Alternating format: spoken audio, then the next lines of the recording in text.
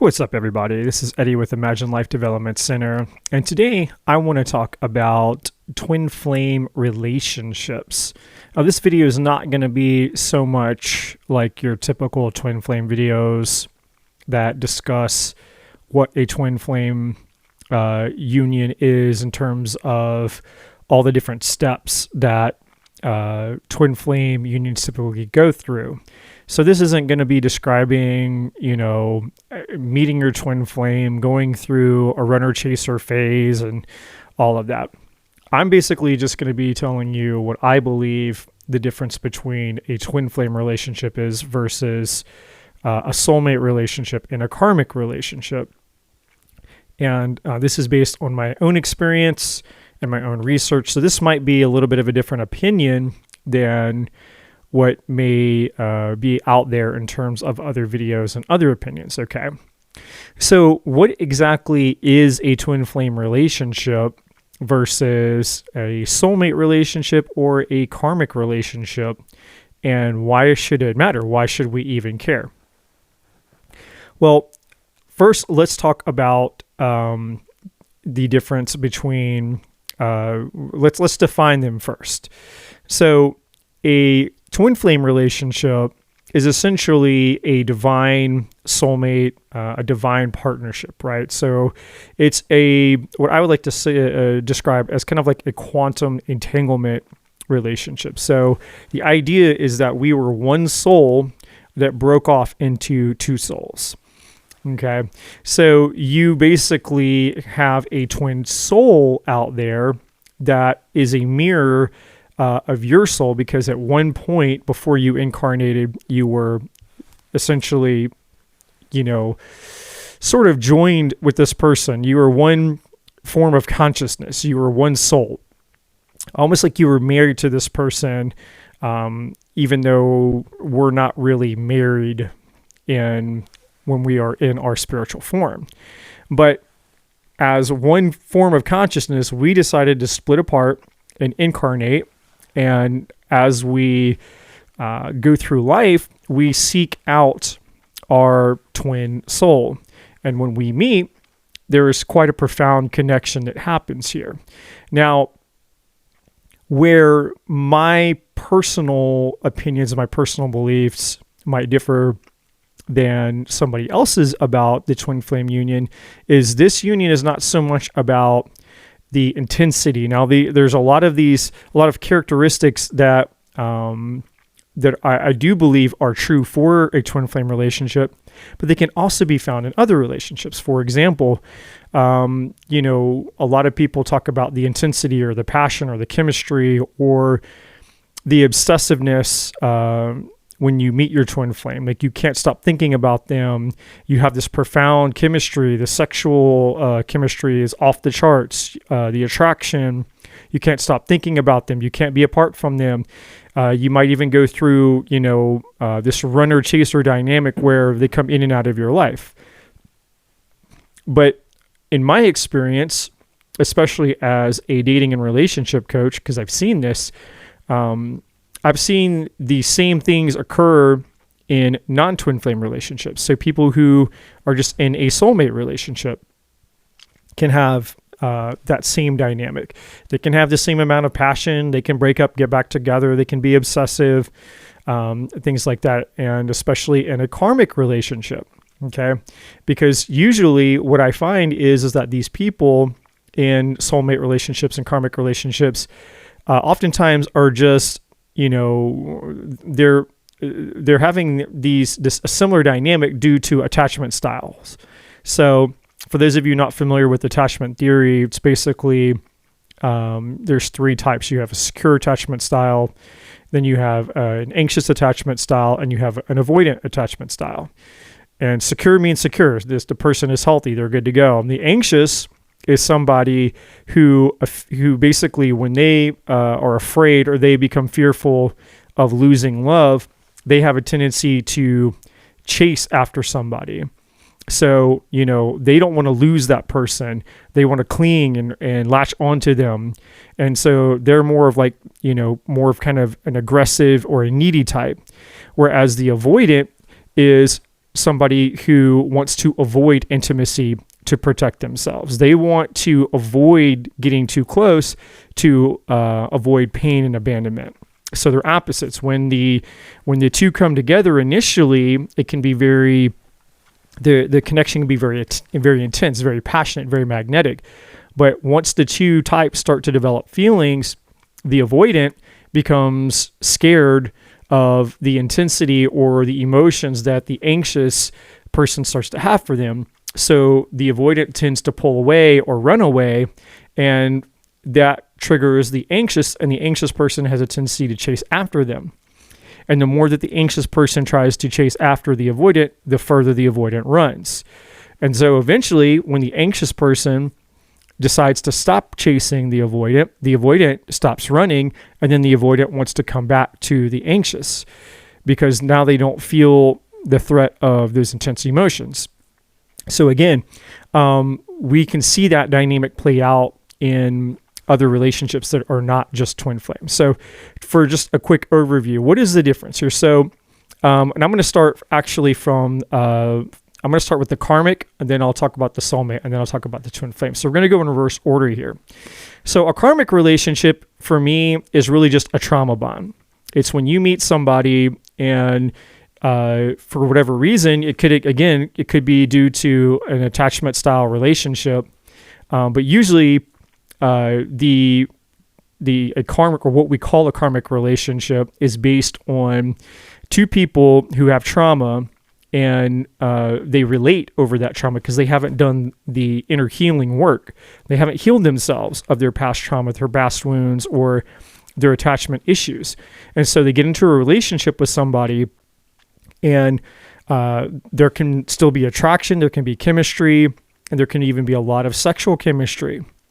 And because people who are in these toxic trauma bonds, or what we might call karmic relationships, because they haven't done the healing work, oftentimes the unhealed toxicity of that relationship actually is something that feels familiar to them. So they stay in these toxic relationships because they're predictable. It's all they know. They only know these toxic behaviors, and they get their needs met in these toxic environments, even though they tend to wind up miserable with this person, or they make each other miserable. There can be a lot of fighting, a lot of conflict. There could be betrayal, lies, and in serious cases, it can get very violent and abusive even. So, but the people will stay in it, right? So like a lot of people will, they'll be confused when somebody stays in a relationship with a partner who, smashes their head against the wall or punches them in the face or literally violently beats them up, right? And people are like, why don't you leave that person? Well, because in their world, in their mind, and again, I'm using an extreme example here, in their world, the trauma or the toxicity of that relationship is more certain to them. They're more familiar with that trauma. They're more comfortable with that. Whereas the unknown is more scary to them. So the idea of leaving something and not knowing what would happen in another type of relationship, the uncertainty or the unknown of putting themselves out there or leaving the toxic relationship is actually more scary than being in it. Because when they're in the toxic relationship, at least subconsciously, they feel safe. Subconsciously, they can predict. They know what's going to happen, even though it's abusive to them, it's hurting them. So, and again, that's an extreme example. But even on a non-extreme example, karmic or toxic or trauma bond relationships are essentially people who are just bonding over the unhealthy parts or the unhealed parts of themselves, right? So, and again, a lot of the characteristics and attributes within a karmic relationship are often found in what people call a twin flame dynamic, because the intensity of the relationship is so powerful and so strong, they misinterpret that as being a twin flame relationship. Okay, and so let's talk about a soulmate relationship. What's the difference between a soulmate relationship versus a karmic or a twin flame relationship. Well, a soulmate relationship are basically two people who are attracted to each other. They get along, and for all intents and purposes, they're not. It's not a toxic relationship. It's not a traumatic relationship. It's just somebody that you're compatible with, somebody that you meet and you have chemistry and you have things in common. And this is somebody that you could live a comfortable, convenient life with, right?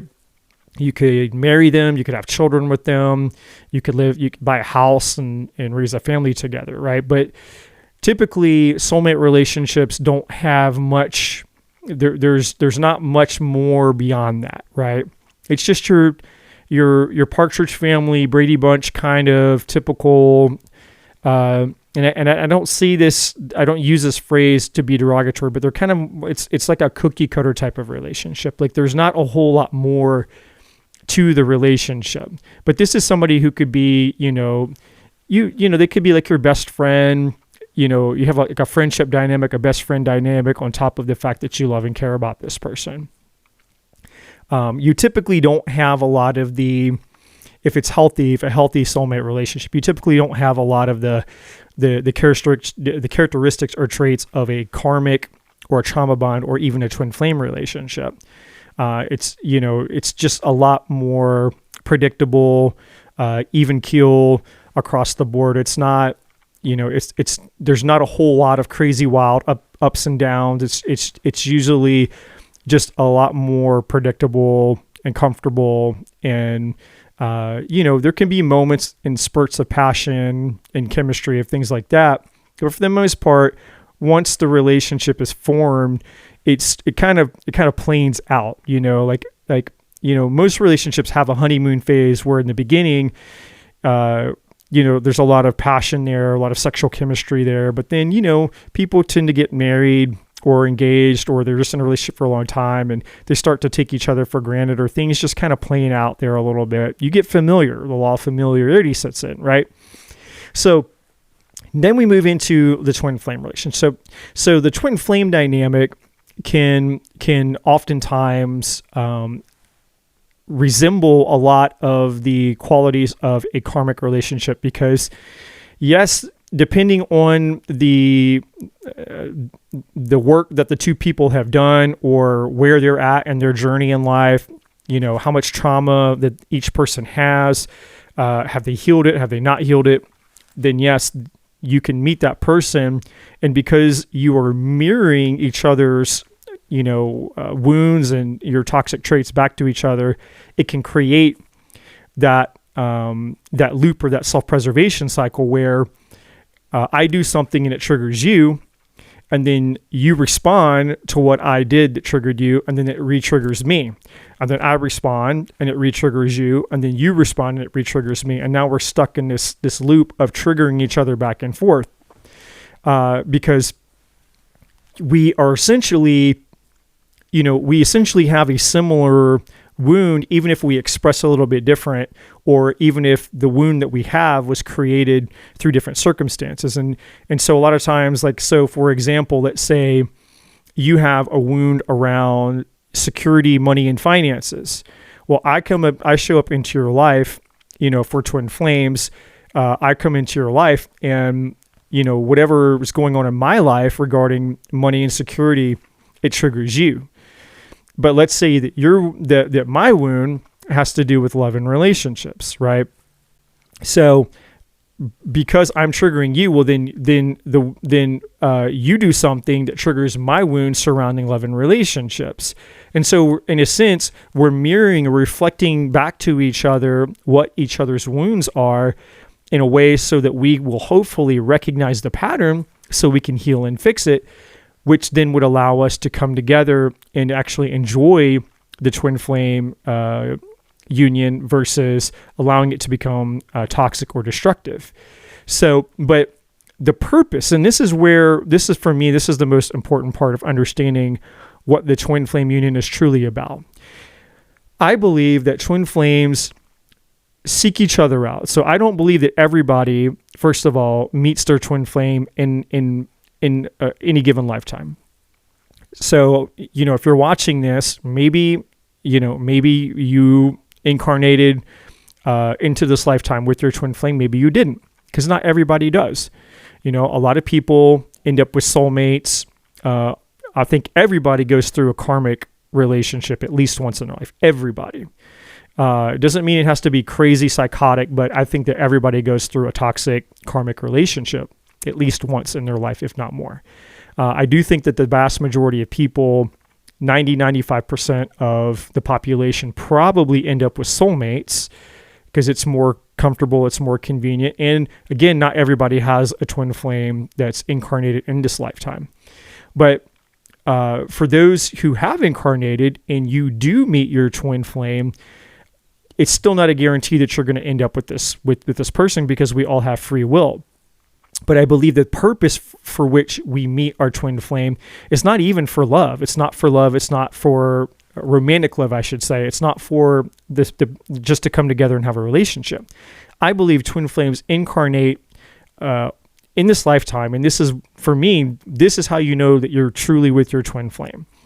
Not necessarily all the other stages of a twin flame union, the runner chaser phase, the meeting phase, the separation phase, and the coming back phase, and all of that. Because again, you can find, I've seen that same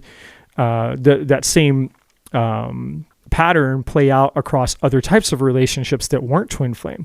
So while sure, yes, that can happen in a twin flame relationship, I don't think that necessarily is a definition or the definition by which we should decide whether you're having a twin flame union or not. A twin flame union and a twin flame relationship should be defined by purpose. In other words, you incarnated into this life, they incarnated to this life, you guys meet up together. Because if you guys can solidify and join forces, then you have a spiritual purpose in this life.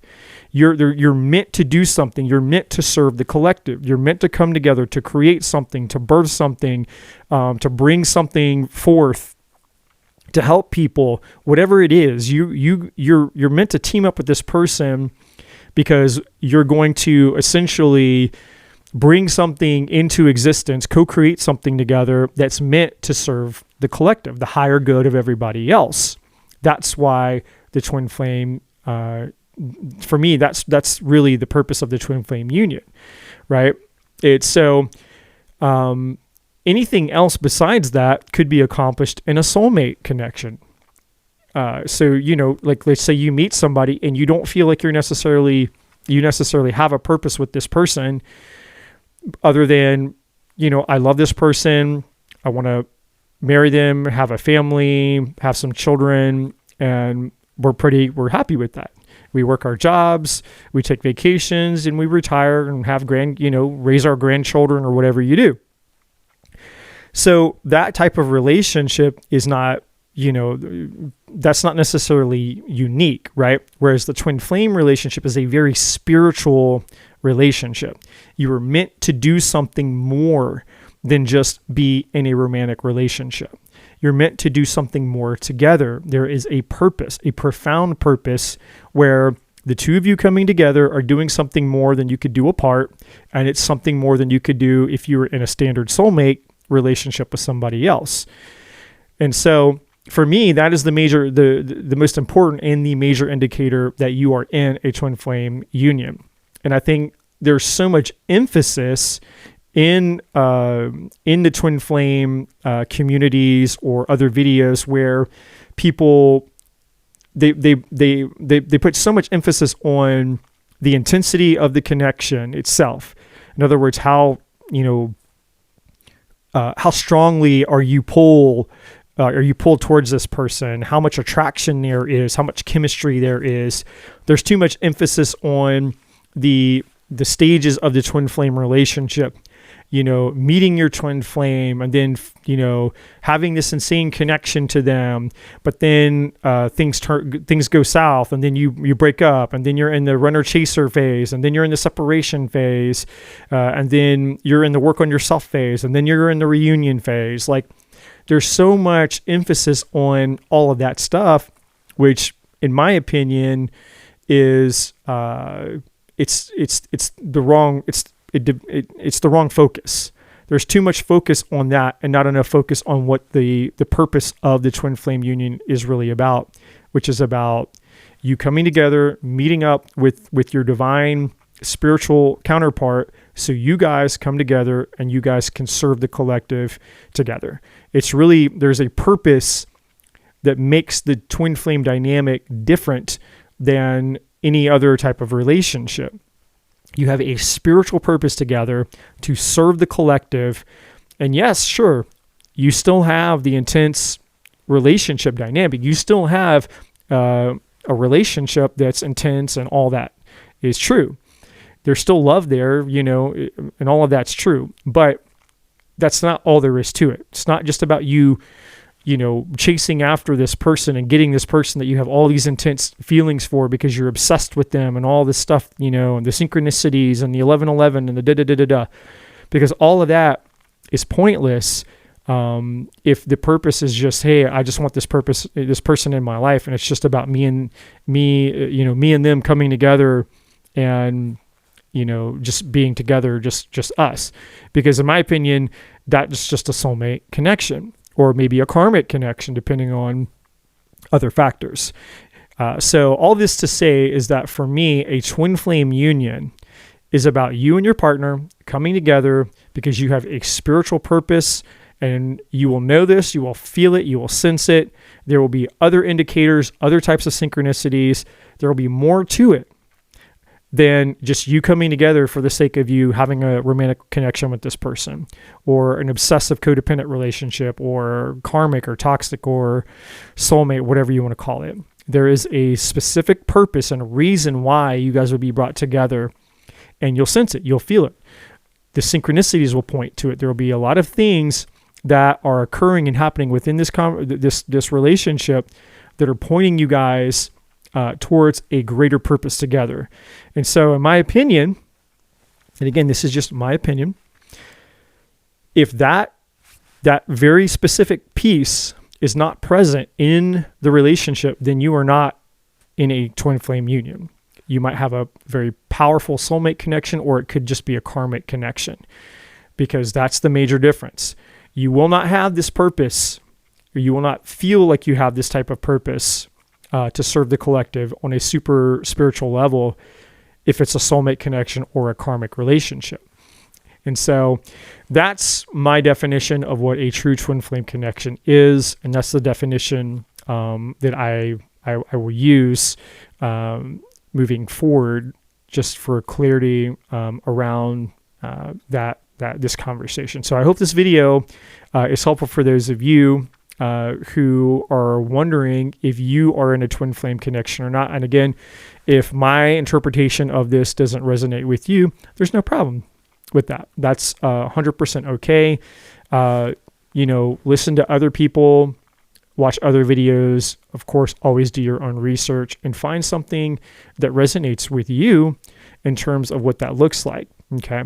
So hopefully this video was helpful for you. And if you haven't already, please like, comment, subscribe, and share. And I will see you guys very soon. As always, my friends, love and light.